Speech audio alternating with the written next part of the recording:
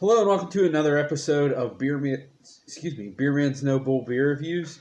Today I have another beer from Grist Brewing Company out of Pittsburgh, Pennsylvania. This beer is part of their Shaman series, which is different kettle sours with different fruits and tea. This is the purple one.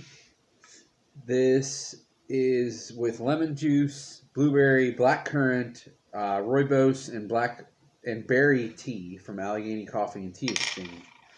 And it is 5.5 ABV. So I've had the pink one, the plumbus one.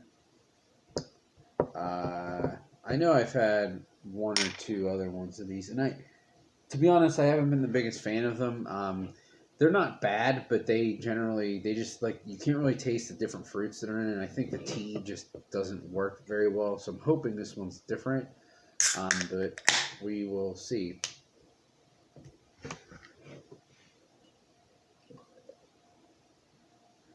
It's kind of a shame too because the Kapow candies they've done have actually been like some of my favorite fruited kettle sours. So, wow, this is carbonated. Holy crap. So you can see the beer itself is a nice, bright, dark pink. The head itself is a lighter pink. This is so carbonated. I'm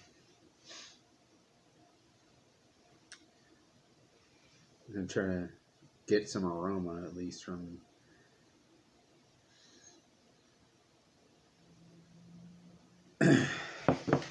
Yeah, there's not.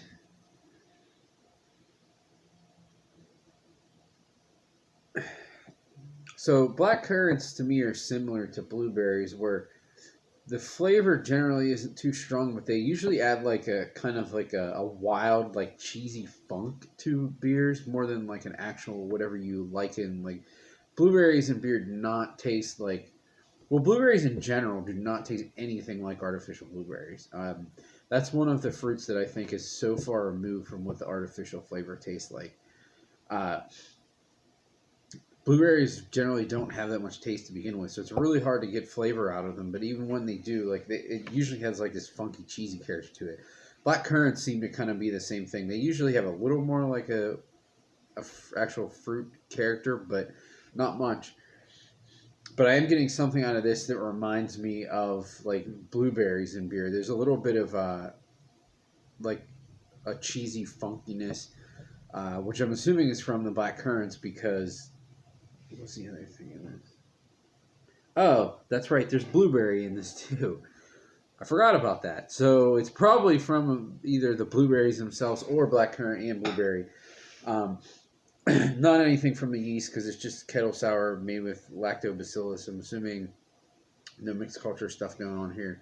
Uh, but that's why I tend to really like blueberries and kettle sours more than other fruits because it actually makes it like funkier. It seems like.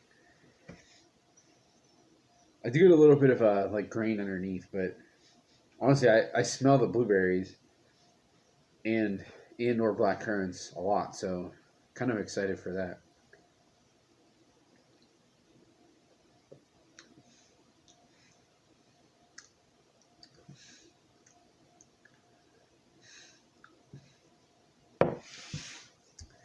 The other thing that blueberries do is they kind of seem to almost have like a vinous character, where it kind of almost comes off like red wine like, because red wine could be like that cheesy, funky character as well. Um, and that's kind of what I'm getting out of this.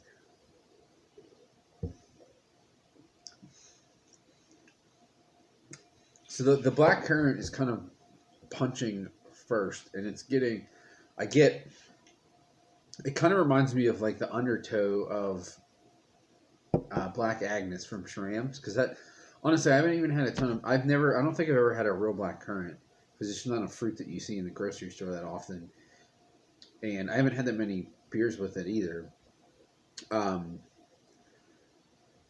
but like I think Shram's is probably the epitome if you want to taste black currant in liquid form. Like Black Agnes is what you need to drink. I'm getting a little bit of that Not like any of the honey character or anything like that, but just the raw blackcurrant flavor up front. And then it follows with that like cheesy, funky blueberry note, and then at the end it's a little grainy.